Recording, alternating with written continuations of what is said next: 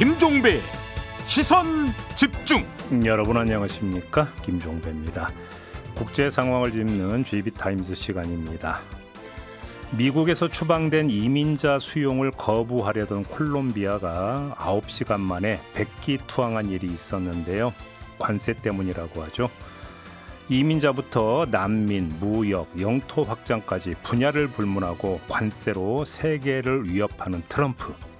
이에 흔들리는 세계 각국의 상황 짚어보면서 우리나라에 올 위험은 무엇인지 이것도 함께 진단해 보겠습니다.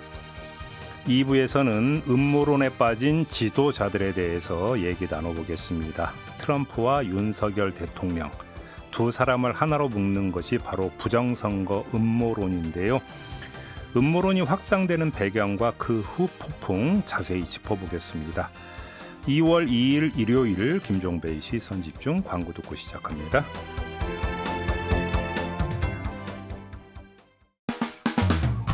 평일에 JB타임즈가 있다면 주말엔 글로벌타임즈가 있다. 테마로 알아보는 국제정치 GB타임즈. 네, 세 분과 함께합니다. 한 분 한 분 소개해드리겠습니다. 다큐엔뉴스코리아의 김영미 대표 모셨습니다. 어서 오세요. 네, 안녕하세요. 서울신문의 송현석 기자 모셨고요. 어서 오세요. 네, 안녕하세요. 이용주 뉴스캐스터 모셨습니다. 어서 오세요. 해피 뉴 이어. 어떻게 설 연휴는 잘 보내셨습니까? 세 분? 재밌게 잘 지냈습니다. 아, 그래요? 맛있는 거 많이 먹고요. 네. 그래요? 재밌게? 네. 진짜? 다른 분들은 어떠셨어요? 우린 이랬죠. 당직이었습니다. 네. 그래요? 네. 아, 죄송합니다. 편집 중이라서. 그래요. 놀면 뭐예요? 그렇죠? 네. 저도 이랬어요. 아, 네. 예. 네. 혼자 즐겁군요, 그러니까. 네, 저라도 즐거워야죠. 네. 네. 다행입니다. 고맙습니다. 자, 미국으로 한번 가봅시다. 불법 이민자 단속이 본격화되고 있다고 하는데 어느 정도입니까? 네, 지금 미국 이제 트럼프 정부가 공개한 것 중에 불법 체류자들이 이렇게 줄 서가지고 군용기에 타고 있는 이 사진이 공개됐죠. 그래서 네. 캐롤라인 레빗 백악관 대변인이 24일 날 이 사진을 공개하면서 트럼프 대통령이 전 세계에 강력하고 분명한 메시지를 보내고 있다. 미국에 불법 입국하면 엄중한 결과를 마주할 것이다. 이렇게 발표를 했거든요. 그래서 미국에서 이제 통상 이제 불법 체류자들을 항공기에 태워서 추방은 했었어요. 근데 이번에 군용기 그것도 C-17이라고 그 이제 영화에 자주 나오는. 네, 그 군용기에 태워가지고 그것도 수갑 채워서 내보내는 것 이게 되게 수갑까지 채웠대요? 네, 맞습니다. 근데 족쇄도 찼어요. 족쇄도. 네. 그래서 범죄자도 이제 보통은 이제 우리 군용기를 저도 이제 취재를 하면서 군용기를 가끔 타지만 민간인이 군용기 타는 건 굉장히 특수한 경우예요. 그리고 여러 가지 서약서도 써야 되고 또 뭐 보험부터 시작해서 굉장히 절차가 복잡하거든요. 근데 이렇게 한 방에 군용기에 태워가지고 추방하는 게 이제 어떻게 보면 이제 트럼프 정부가 이제 출범하면서 가장 상징적으로 보여준 대이민 정책이라고 볼 수 있겠죠. 그래서 네. 지금 국토안보부 내부 문건에 따르면 이제 바이든 정부가 그동안 제공했던 행정 프로그램인데 쉽게 말해서 이제 임시 체류 지위를 줬었거든요. 근데 이걸 다 이제 제로로 세팅하겠다. 그래서 멕시코하고 미국하고 국경 그쪽에 심지어는 8.2 공수부대, 그다음에 제10산악부대, 이게 굉장히 센 부대들이에요. 이 부대가 가는 건 최전선에 최고의 전쟁을 치를 때 핵심 부대이거든요. 이거 국경에 배치해가지고 지금 어떻게든지 난민들 절대 못 들어오게 하겠다라는 것도 이제 미국 안에 국내 뉴스에 계속 나오면서 트럼프 정부의 이민 정책은 이렇게 시작합니다로 아마 뉴스를 내보내는 것 같습니다. 네. 그래서 이제 콜롬비아 아까 오프닝에서 잠깐 이야기했던 콜롬비아로 한번 가볼까요? 9시간 만에 굴복했다고요? 네, 방금 전에 PD님이 얘기를 잠깐 해주셨는데요. 제가 조금 더 자세하게 말씀드리자면요.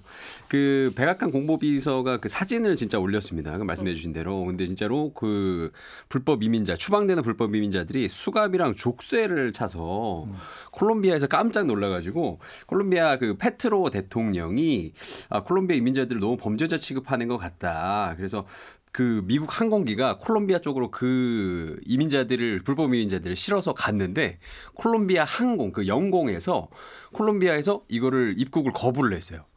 그래서 미국 비행기가 다시 이제 미국으로 돌아옵니다. 그러니까 미국에서도 깜짝 놀란 거죠. 왜냐하면 콜롬비아는 그동안 미국이랑 협정을 통해서 지난 수년간 이 불법 체류자들을 추방하는 비행편을 일주일에 2번 정도 왔다 갔다 했거든요. 네. 그런데 다시 비행기가 착륙도 못하고 돌아오니까 미국도 깜짝 놀란 거죠. 그래서 미국이 이제 뭐라 그랬냐면 도널드 트럼프가 긴급 관세를 콜롬비아에 25%를 부과를 하겠다. 그리고 여기서 끝난 게 아니라 일주일 동안 니네가 항복을 안 하면 여기서 50% 더 인상을 하겠다. 뭐 이렇게 얘기를 했어요. 그리고 뭐 앞으로 뭐 니네가 공무원이건 뭐건 간에 비자 발급 다 중단할 거고 이제 사실 콜롬비아랑 이제 엔드 게임으로 간다. 뭐 이런 식으로 얘기를 하니까 이게 재밌는 게 페드로 그 콜롬비아 대통령이요. 맞수를 놨습니다. 맞아요. 여기서 굉장히 의외였어요. 이게 진짜 반전이었어요. 네. 우리도 그러면 미국한테 25% 관세 때릴 거다. 근데 사실 우리 모두 다 알고 있지 않습니까? 이 미국이랑 이거 이길 수가 없는 게임인 게 콜롬비아의 전체 무역의 26%가 미국입니다. 이거 그러면은 콜롬비아 입장에서 이길 수가 없죠. 결국엔 어떻게 됐냐? 그래서 주미 콜롬비아 대사가요. 미국 측이 이 불법 이민자들이 추방 항공기에 탑승하고 나면 이 수갑도 풀어주고 군인이 아니라 국토안보부 직원들이 호송을 하고 사진 촬영도 안 하기로 약속을 했다.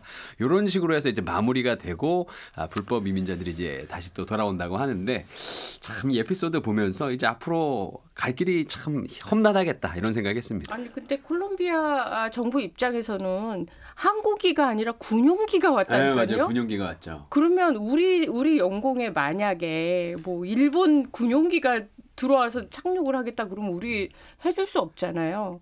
그랬기 때문에 좀 콜롬비아 입장에서는 너무 황당했을 거라는 거예요. 그냥 항공기가 와도 될까 말까인데 군용기가 왔단 말이에요. 이건 뭐 그 안에 뭐가 들었는지 어떻게 알아요. 솔직히 말하면.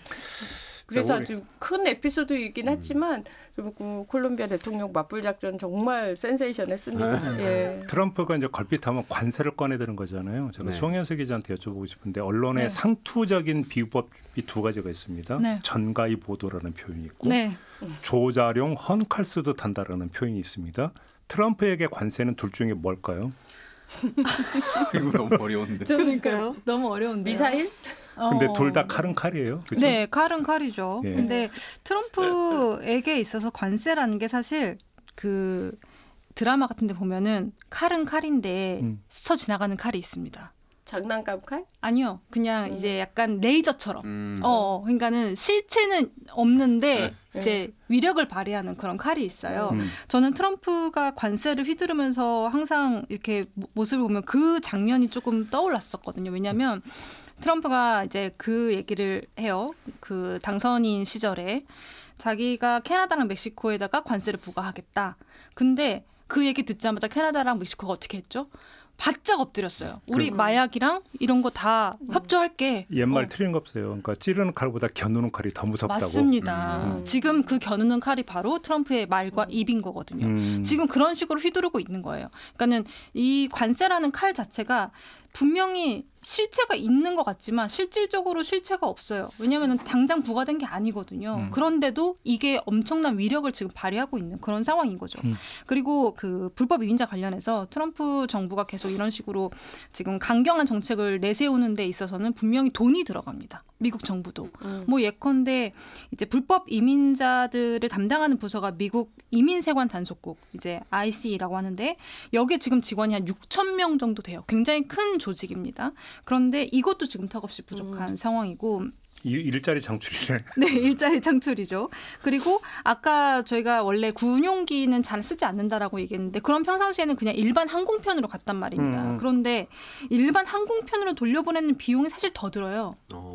왜냐하면 군용기는 훨씬 더 많은 사람들을 추방당하는 사람한테 항공료 내라고는 안 했겠죠? 그렇죠. 이거는 네. 너무하잖아요. 그거는 할 수 없죠. 내라고 해도 낼 돈이 없을 테니까. 그래서 사실 군용기를 띄우는 데는 훨씬 더 뭐 군용기 자체가 돈이 더 많이 들긴 하겠지만 효율적으로 봤을 때는 한꺼번에 훨씬 더 많은 사람들 옮길 수 있어요.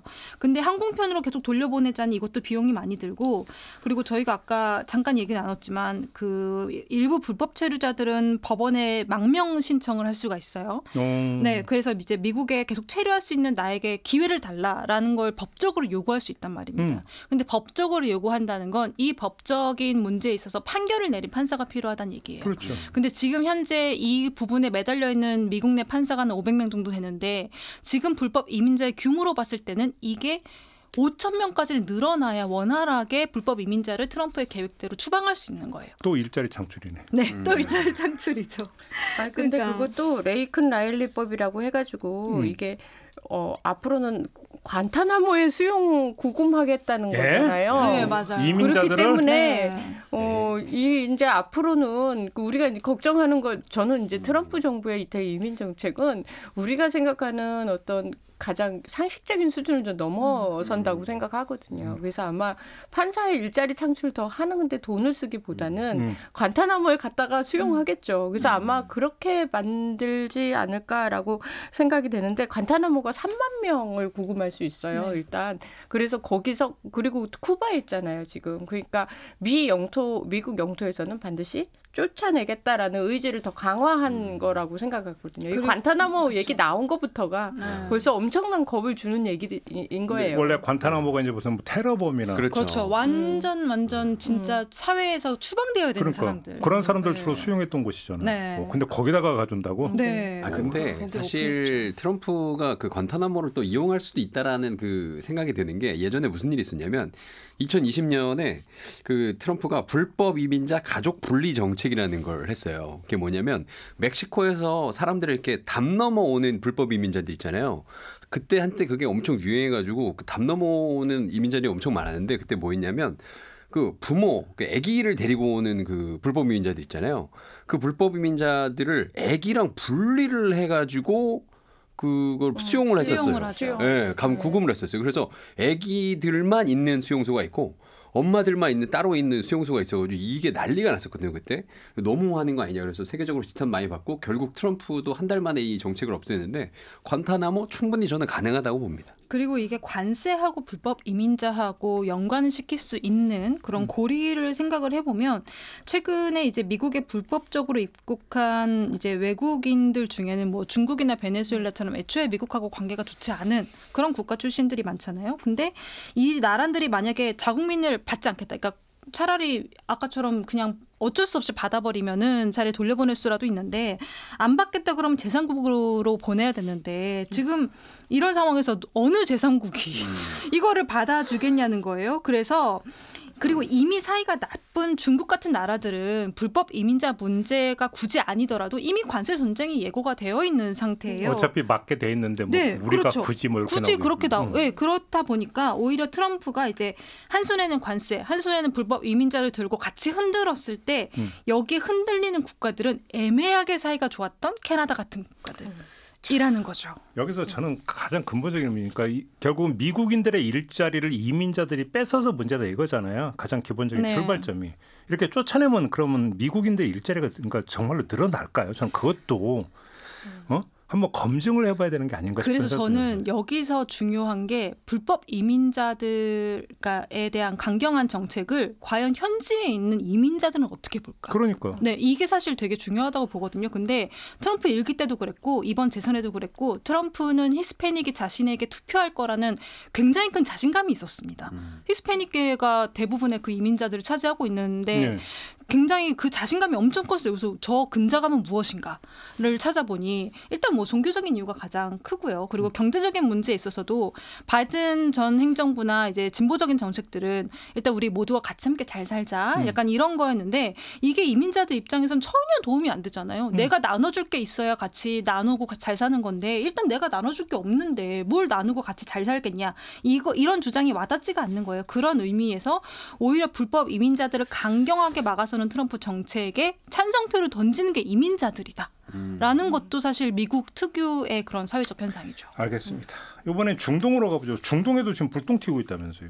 네, 지금 가자 지구의 이제 난민들을 요르단하고 이집트에서 수용하라는 거거든요. 그래서 이 사람들만 한 150만 명 정도. 트럼프가? 예. 아니 트럼프가 자기 나라는 이민자 안 된다면서 왜 또 난민은 수용하러 다른 나라한테 요구를 해요? 근데 그거를 되게 이거 굉장히 빅 아이디어야 이렇게 얘기했어요. 자기는 천재라고 생각할 거야. 맞아요. 그러니까 미국 대통령이 이런 식으로 저 가자 문제 해결했는데 들어볼래? 뭐 이런 식으로 발표를 하기는 했어요. 그런데 이게 이제 요르단 입장에서는 웬 날벼락입니까? 그리고 이집트 같은 경우는 경제 위기가 굉장히 큰 나라이고 가뜩이나 거기도요. 그러니까 50% 이상이 하루에 $2로 살고 있거든요. 이집트 같은 경우도. 그러니까 가난하고 값싼 노동력이 넘치는데 팔레스타인 사람들이 오는 거에 대해서 이집트 시민들이 굉장히 감정이 지금 안 좋고 그런데 이제 수용을 하라고 하는 거예요. 이렇게 된 게 트럼프 취임하자마자 네타냐후 이스라엘 총리가 잽싸게 갔어요. 그래서 둘이 이렇게 뭐 회담한다고 하더니 구체적인 내용은 잘 안 나오더니 갑자기 트럼프 대통령이 딱 이 말을 한 거죠. 그래서 이제 요르단 국왕하고 통화해갖고 제발 좀 수용해라라고 얘기를 했지만 사실 요르단에도 팔레스타인 난민이 넘치고 넘쳐요. 원래 옛날부터. 그런 상황인데 또 받으라고 하니까 요르단 입장에서는 난상을 표할 수밖에 없고 그래서 그렇다고 위에 이제 레바논으로 가자니 레바논 땅도 좁고 거기도 혼란이고 그렇게 팔레스타인 사람들이 레바논 가라면 절대 안 가고 그러니까 이게 그래요? 네, 뭐 안 가죠. 그 레바논도 거의 무법이에요, 무법 지금. 여기나 거기나 똑같다. 그렇죠. 거기 갈 바에는 그냥 가져지고 있는 거랑 똑같은 가자가 나요, 가자가.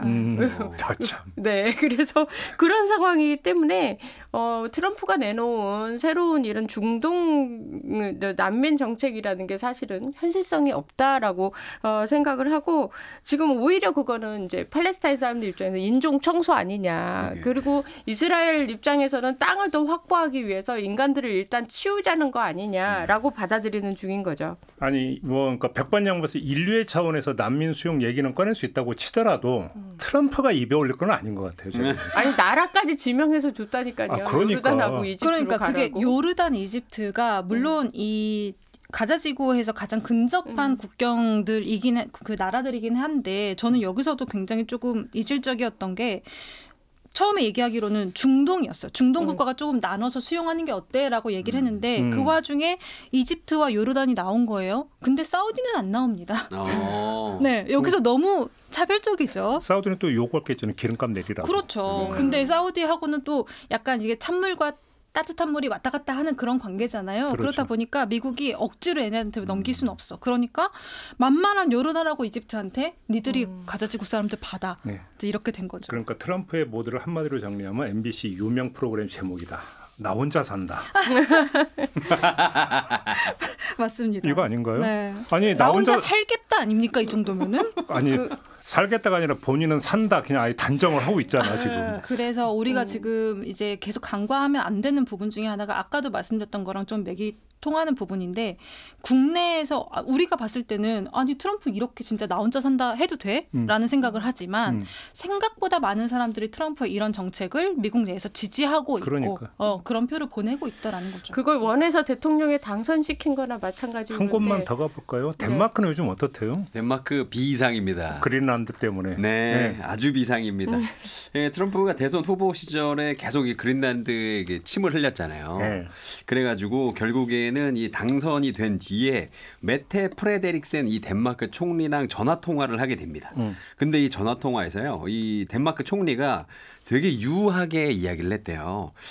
그 트럼프 당선이 마음은 알겠는데 이 미국의 관심 인정하겠는데 미국의 그린란드를 팔 수는 없다. 사실 이거 매물 아니다.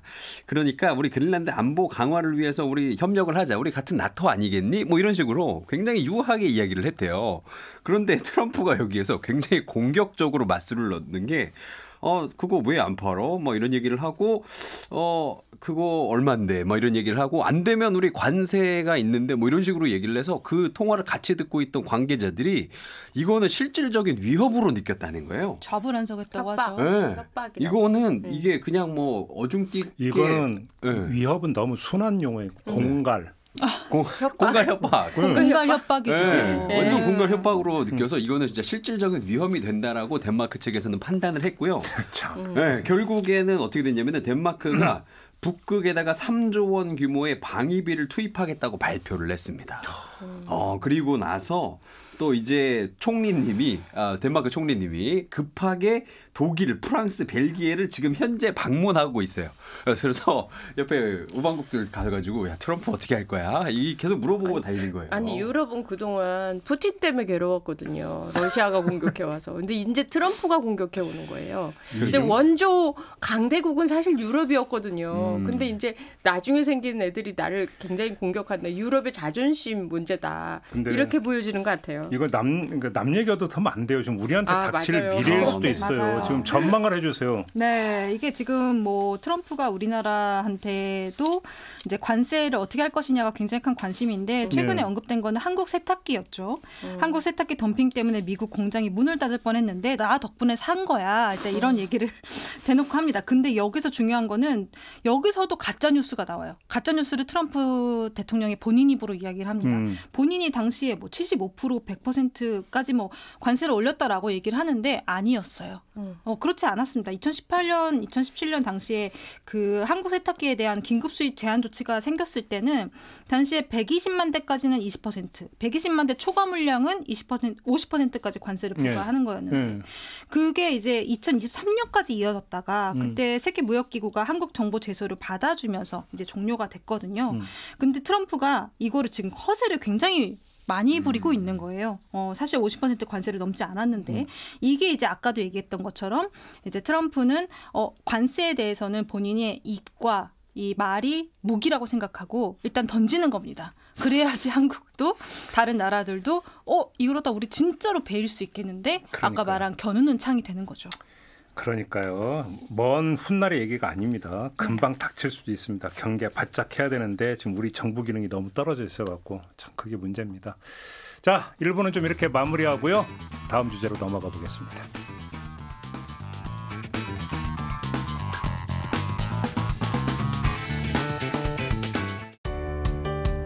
때로는 날카롭게, 때로는 삐딱하게, 그러나 매 순간 섬세하게 시선이 필요한 우리 사회 곳곳을 살펴봅니다. 김종배의 시선집중. 네, 김종배의 시선집중 일요일 코너 GV타임스 세 분과 함께하고 있습니다. 김영미 PD, 송현석 기자, 이용주 캐스터 세 분과 함께하고 있는데요. 자, 두 번째 주제는 음모론에 빠진 지도자들입니다. 여기서 또 역시 선두주자는 트럼프 아닙니까? 그렇죠. 그런 거 아닙니까? 네. 피오니어라 그러나요? 프론티어라 그러나. 네. 아무튼 자, 부정선거 음모론에 어찌 본다면 주창자이기도 했고 네. 기후변화도 사기라고 주장하는 여기도 뭔가 이 과학계 거시기 음모가 있다고 뭐 이렇게 생각하는 사람이 트럼프 아닌가요? 맞습니다. 근데 사실은 그 트럼프를 이제 멀리 보고 뭐 이렇다 저렇다 얘기하기 전에 우리 자신을 좀 돌아봐야 될 것 같은데요. 최근에 굉장히 창피한 일이 있었지 않습니까? 그래서 뉴욕 타임즈에서는 그 기사가 하나 올라왔는데요. 뭐 제목이 뭐였냐면 공포와 음모론이 한국의 정치적 위기를 부추긴 방식이라는 이 제목의 해설 기사를 냈습니다. 그리고 또 영국 더 타임즈 일요일판인 이 썬데이 타임즈에서는 한국에서 실제 삶이 소설보다 더 이상해진 이유라는 또 기사에서 한국 사회가 오랜 분열에 찢어지다가 모든 국가 상처가 이번에 공개적으로 드러났다라고 또 이렇게 이야기를 했는데요. 굉장히 창피한 일입니다.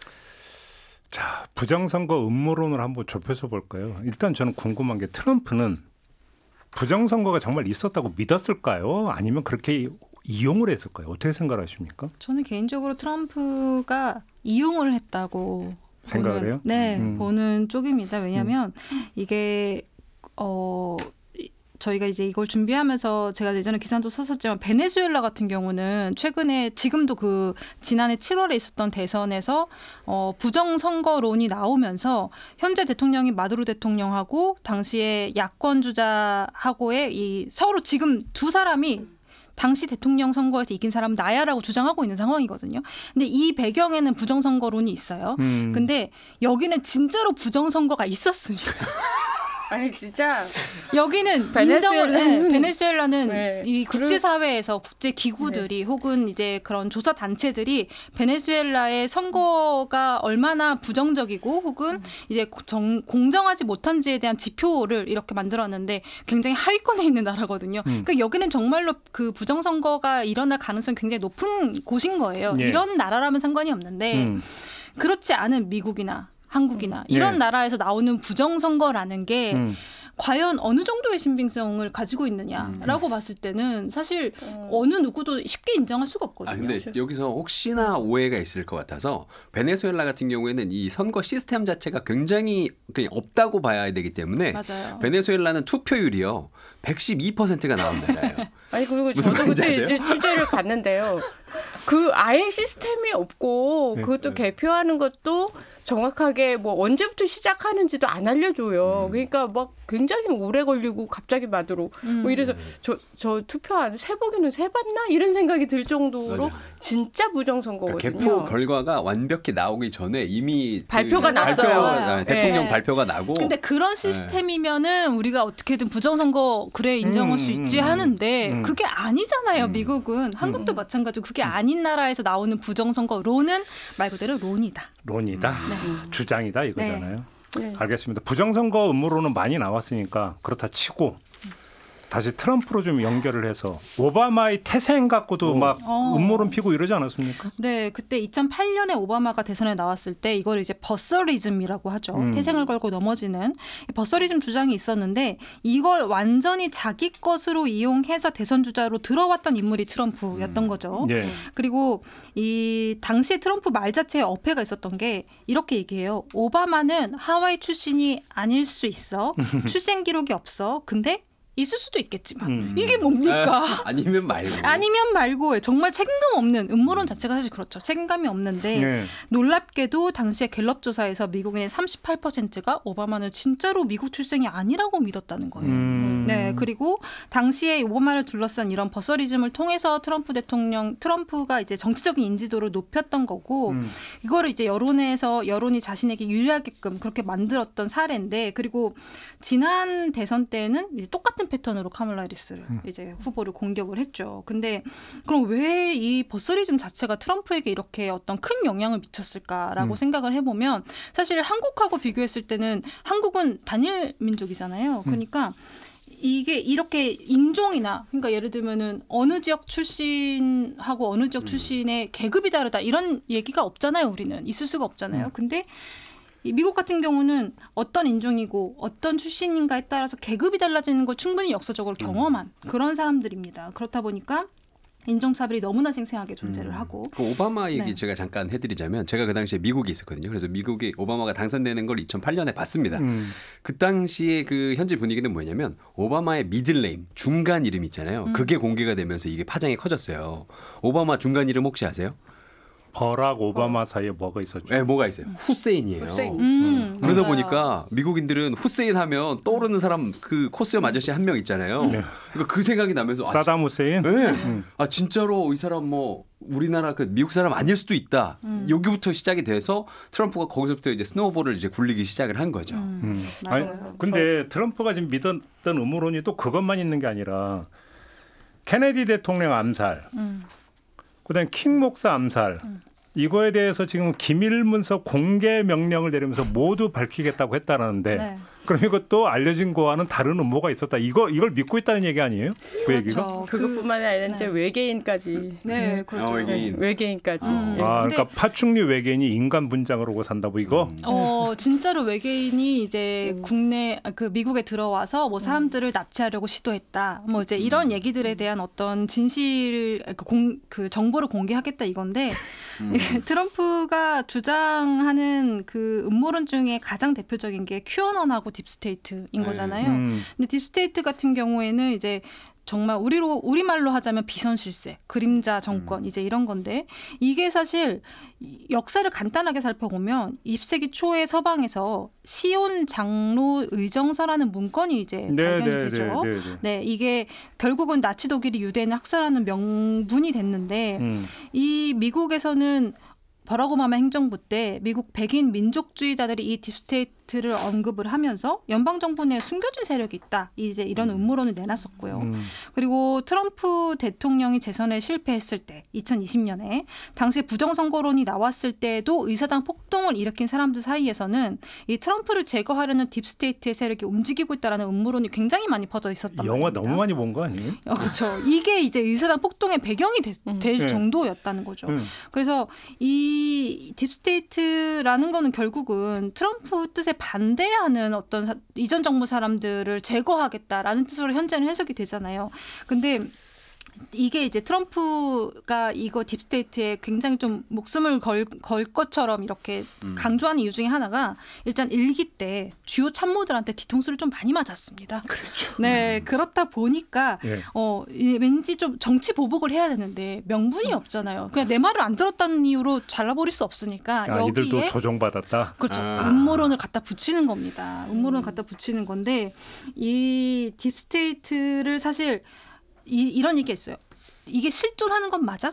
라는 이야기 첫 번째. 네. 그리고 이 딥스테이트를 어디까지 그럼 딥스테이트라고 봐야 돼? 예를 들어서 그냥 단순히 이 정권을 손에 쥐고 있는 사람의 말을 안 들은 사람들을 다 딥스테이트로 몰아가는 건 맞는 거야? 라는 정도의 그런 의문들이 이제 상당히 있는 상태죠. 요즘에 그냥 뭐 트럼프 말 안 들으면 다 딥스테이트라 그러는데. 아니 근데 음모론에 보통 영웅주의 서사가 깔려 있다고들 얘기를 하거든요. 왜 그러냐면 영웅일 수밖에 없어요. 음모론을 펴는 사람은 일단은 베일에 가려지는 비밀을 밝혀낸 해안을 갖고 있어요. 음모론을 펴는 사람은 그 누구도 알 수 없는 음모를 나는 간파했다. 나는 되게 똑똑한 사람이에요. 두 번째, 나는 거기에 맞서서 지금 싸우는 투사예요. 그치. 그러다 보니까 해안과 어떤 그 투사의 이미지가 결합이 되는 영웅. 자신을 영웅으로 설정해 들어가면서 음모론을 편다라는 거예요. 거기다 트럼프는 심지어 집권에 성공까지 했잖아요. 그러니까 끝내 이긴. 와. 그죠? 정의 구현을 한 전설의 용사다. 그렇게 되는 거예요. 네. 근데 이게 좀 극단적인 케이스이긴 한데요. 제가 이제 경험했던 것 중에 이제 전에 이제 탈레반이 그 소아마비 예방 접종이 서구에서 무슬림을 만들지 안 되는 DNA를 심는 거라고 그러면서 소아마비 예방 접종을 전면 금지한다 아프가니스탄에서 그런 거예요. 그래갖고 코로나 백신 때도 백신 음모론이 있었잖아요. 네, 근데 그거랑 비슷한 거죠. 비슷한 거죠. 그래가지고 소아마비 그 예방 접종이 한 10년간 안 됐어요. 진짜로? 네, 아프가니스탄에. 그리고 나서 제가 취재 가서 보니 소아마비 환자들이 너무 많이 생긴 거예요. 그래서 이 탈레반 애들이 했던 그 음모론인데 마치 진짜인 것처럼 발표했던 것이 얼마나 큰 무식해가지고 이게 생긴 이 여파를 탈레반이 어떤 식으로 받아들이냐. 그래서 제가 탈레반에게 질문을 했더니 신의 뜻이라고 해가지고. 모든 건 신의 뜻이죠. 네, 이건 신의 뜻이기 때문에 out of my hands 이렇게 얘기를 해가지고 제가 황당했었는데 음모론은 과학적이고 이성적인 걸 기반으로 하지 않아요. 그러니까 그렇죠. 뭔가 근데 우리가 배우는 건 교육을 받는 거는 이성적이고 과학적이고 상식적이고 논리적이고 이런 것들을 배운단 말이죠. 학교에서. 그래서 이렇게 배운 사람에게는 음모론을 제대로 판단할 수 있을 만큼의 어떤 상식적인 그 생각을 갖고 있어야 좀 정상인 거고 음모론이 먹힌다는 자체는 이제 아프가니스탄처럼 교육이 안 돼 있는 나라들 이런 나라들 먹힌다는 거잖아요. 근데 여기서 우리가 하나 짚어드리는 게 골방에 처박혀서 뭐 음모론을 뭐 블로그에 쓰거나 이런 거야 뭐 그렇다고 치겠는데 정치인이 그것도 유력 정치인이 음모론을 편다면 사회적으로 이거는 검증을 하고 제동을 걸어야 되는 거잖아요.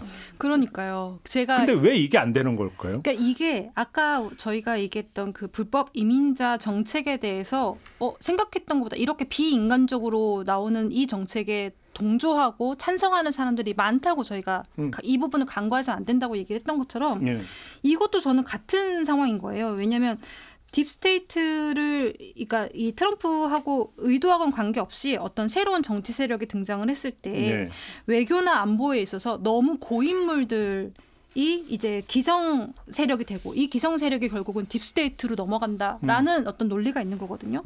그래서 이 딥스테이트를 청소하겠다라는 트럼프의 이 움직임 자체가 결국은 개혁을 방해하는 고인물들을 청산하겠다. 우리는 새로운 안보와 새로운 그 정책을 통해서 새로운 주류를 만들 것이다라는 데에서 어떤 도움이 될 거다라는 기대감을 심어주는 거예요.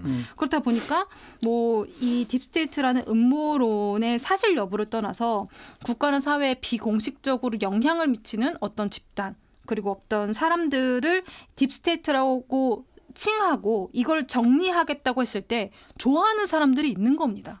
현지에서는. 예. 그러니까 우리로 치면은 일종의 전두환 정권 때 하나회 같은 집단인 거예요. 근데 그런 집단들을 청산하겠다고 했을 때 하나회 같은 집단도 어쨌든 비공식적으로 국가나 사회에 영향을 미친 집단이니까 미국 입장에서 봤을 때는 미국식으로 봤을 때는 딥스테이트인 거예요, 사실. 그리고 이거를 청산하겠다고 했을 때 많은 사람들이 기뻐했단 말입니다. 그러니까, 이렇게 해석을 하는 거죠. 그러니까 보통 영화를 보면 어떤 정의의 저널리스트나 소장 정치인이 나와서 악의 세력, 악의 정치인의 어떤 그 숨겨진 진실을 막 해서 결국 끝내 이기는데 그럼 또 다른 빌런이 나오잖아요. 그렇죠. 맨 마지막에 또 다른 빌런이 등장하면서 영화가 이제 막을 내리지 않습니까? 네. 여기에는 바로 뿌리 깊은 지금 송현석 기자가 얘기했던 검은 세력이 그 뒤에 그렇죠. 버티고 있다. 계속 맞아요. 버티고 있는 거죠. 그러니까 딱 이거잖아요, 네. 영화죠. 네.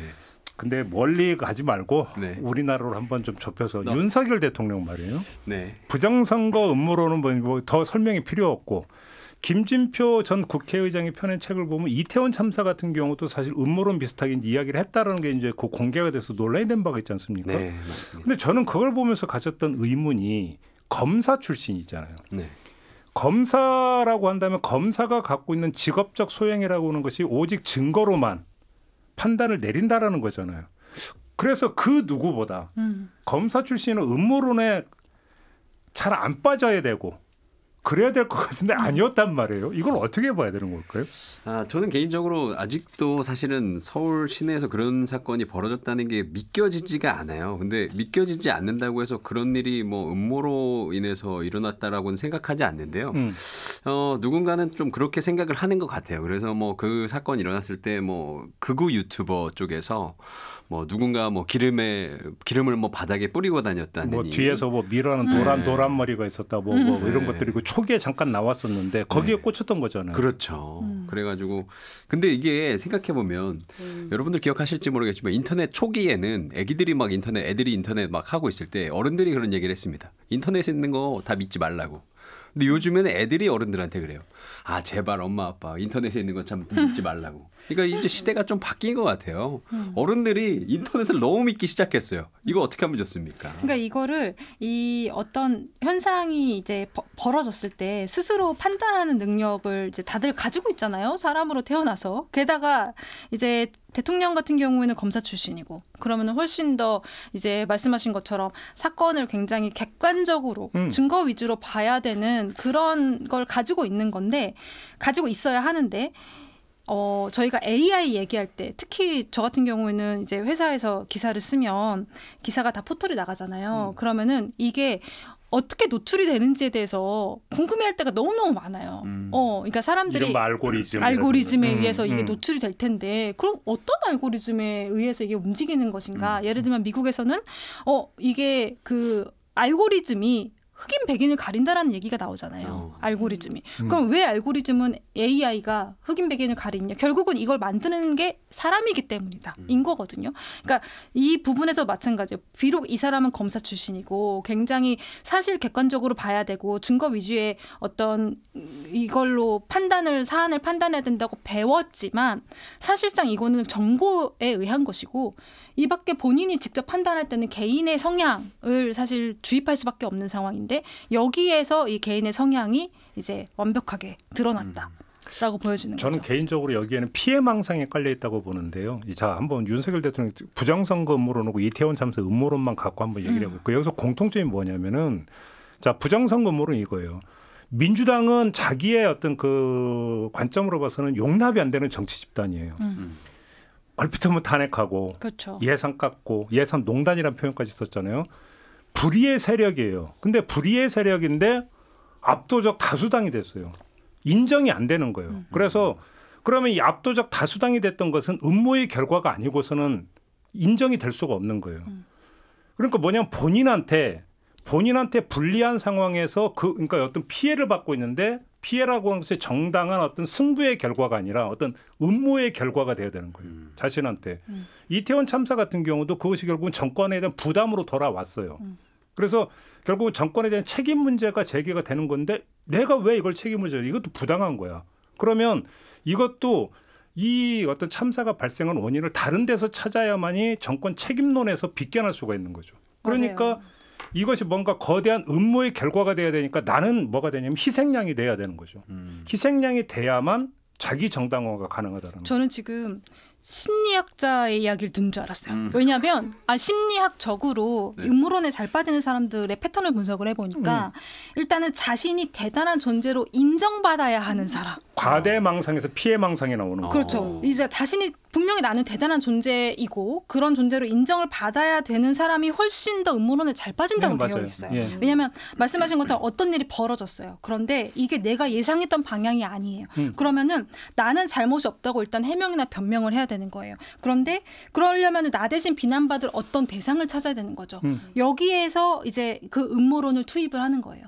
이런 상황이 있고 또 하나는 동전 던지기를 저희가 생각해보면 동전 던지기는 정말 그냥 무작위적인 결과입니다. 근데 여기에 굳이 패턴이 있다고 믿는 사람이 있어요. 이런 사람일수록 음모론에 잘 빠진다고 해요. 심리학적으로. 네. 근데 지금 이제 그 민주당은 정말 이 존재해서는 안 되는 그런 정당인데 여기서 어떤 뭐 갑자기 다수당이 되고 그러니까 이런 거 자체가 사실은 그냥 민심이 그렇게 간 건데 여기에 분명히 어떤 이유가 있을 것이야.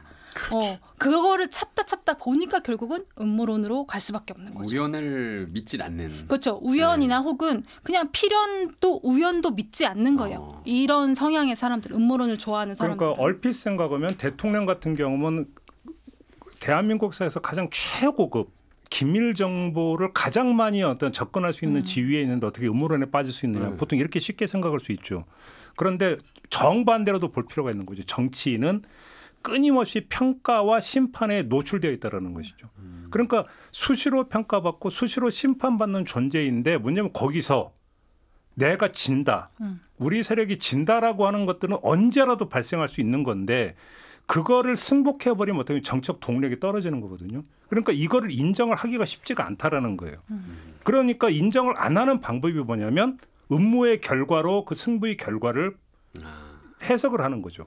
그렇죠. 바로 그렇기 때문에 어찌 본다면 권력자나 정치인이 음모론에 빠지기 가장 쉬운 사람들일 수도 있다라는 얘기가 그래서 성립이 된 맞아요. 거죠. 그리고 그 권력자나 정치인의 주변에 있는 사람들도 사실 굉장히 중요한 그렇죠, 게 그렇죠. 그 음모론에 빠진 사람들은 계속 고립되기 마련이거든요. 근데 이 음모론에 빠진 사람들을 예를 들면 그 밖에 있는 사람들은 쟤 이상한 얘기를 자꾸 해 이렇게 손가락질하고 자꾸 대화를 안 하려고 한단 말이에요. 말도 안 되는 얘기를 하니까. 그렇다 보면은 이 사람은 더 큰 음모론에 빠질 수밖에 없는 게 본인의 이야기를 들어주는 사람이 자신처럼 음모론에 빠진 사람밖에 없는 거예요. 나랑 똑같은 사람밖에 내 주위에 안 남는 거예요. 그러면은 더 깊은 음모론 속으로 빠져들어갈 수밖에 없는 거죠. 저는 이게 비슷한 정말 송현수 기자님에 동의하는 게 제가 아프리카 그 에볼라 바이러스 취재를 갔을 때 이제 저는 바이러스인데요. 네. 주변에서 다 이건 무당이 해결해야 된다는 거예요. 저주라고 생각하는 거예요? 그렇죠. 그래서 의사들한테 가면 오히려 병이 의사들한테 없는 건데 왜 의사들한테 가려고 그래요. 저 빼고 나머지가 다 무당을 데리고 와야 된다는 거예요. 그래가지고 무당이 와서 푸닥거리를 하는데 그 푸닥거리 하는 걸 제가 보면 제가 또 이제 촬영을 이렇게 열심히 하면서 딱 든 생각이 여기는 좀 다른 세계이기 때문에 이 사람들 말이 맞을지도 몰라. 저까지 그렇게 되더라고. 아니. 저 빼고 다른 사람들이 가요 말이야. 그러니까 이게 전염이 된다니까요. 그런데 뭐 결과는 며칠 후에 무당도 죽고 환자도 죽었어요. 에볼라 바이러스에 걸려갖고. 이게 과학적인 결과잖아요. 이성적인 결과이고. 그래서 제가 그때 느낀 게 뭐냐면 내가 언론으로서 항상 이성적이고 이 논리적이고 과학적인 이 생각을 유지하지 않으면 다 같이 무당이 되겠구나 이런 생각이 들었거든요. 그러니까 이게 닭이 먼저냐 달걀이 먼저냐를 생각해 보면 우리나라 정치를 봤을 때 그러면은 지금의 윤 대통령이 그런 부정선거론에 빠져서 어떤 음모론에 빠져 있는 상태가 결국은 주변이 먼저 음모론에 빠져 있는데 지금 PD님 말씀하신 것처럼 윤 대통령이 물들었느냐. 그렇지 않으면은 윤 대통령이 먼저 빠져 있는 상태에서 그의 주변에 있는 다른 국민의힘 의원들이 거기에 물들은 것이냐. 네, 이거는 조금 생각해볼 필요가 있겠네요. 어느 쪽이 먼저인지. 권력적 문제로서 이제 그 과거 역사를 보거나 사극을 보면 물론 실체가 있는 대역죄도 있었지만 꾸며낸 상대 정파를 제거하기 위해서 누명을 씌운 대역죄인데 임금이 넘어가는 경우가 이제 종종 그러니까 나타나잖아요. 그 심리 기저가 같다라는 거예요. 결국은 뭐냐면 뭔가 어떤 이 대역죄라고 하는 사건을 만들어낼 정도로까지 했다는 것은 전국이 되게 불안정했다는 얘기가 되는 거고 전국이 불안정했다라고 하는 것에서 여러 가지 문제가 발생하는데 임금 입장에서는 그거에 대한 원인을 찾아야 되는데 나는 하늘이 내린 존재인데 이 부분에서 결국은 찾을 수 있는 것은 뭐냐면 검은 음모의 결과. 여기에 혹하게 되어 있다는 것이고 그래서 어찌 본다면 권력자가 사실은 음모론에 빠지기 가장 쉬운 존재일 수도 있다. 맞아요. 그래서 그 권력자가 이제 음모론에 빠지기 가장 쉬운 존재고 그렇기 때문에 심리학적으로 얘기했을 때는 이런 음모론에 빠지기 쉬운 권력자들 주변에 이제 사람들이 이렇게 손가락질 할 게 아니고 이게 되게 그렇죠. 관심과 경청을 해줘야 그래서 된다. 말 그대로 직언을 해주는 맞아요. 사람들이 네. 옆에 있어야 되는데 있어야 직언도 된다. 한두 번이 그 경로를 자꾸 반복을 하면 직언이 안 되니까 이게 문제인 거죠. 아니 근데 저는 이제 제3세계 취재 다니면서 아프리카 중도 다 음모론이에요. 가면. 그러니까요. 그러니까 뭐 내가 사실상 뭐가 음모인지 뭔지 모를 정도로 다 음모예요. 잘 가려서 들으세요. 아니, 그래서 제가 이 음모론과 대적할 수 있는 건 언론이겠구나. 그렇죠. 라는 생각을 했어요. 그래서 저는 진짜 이걸 객관적으로 판단했을 때 그러니까 언론이 팩트 체크를 제대로 한다면 국민들 입장에서는 알고리즘보다는 그게 더 네. 타당성 있다고 생각을 하거든요. 그래서 음모론이 판칠 때일수록 언론의 역할이 정말 크다라고 그걸 생각을 오늘의 해요. 결론으로 삼도록 하겠습니다. 네. 송현석 기자, 언론의 역할이 막중하답니다. 네, 열심히 하겠습니다. 자, 이렇게 마무리하겠습니다. 세 분 수고하셨어요. 감사합니다. 고맙습니다. 네, 김종배의 시선 집중 오늘 준비한 얘기는 여기까지고요. 저는 물러가고 내일 아침에 다시 인사드리겠습니다. 고맙습니다.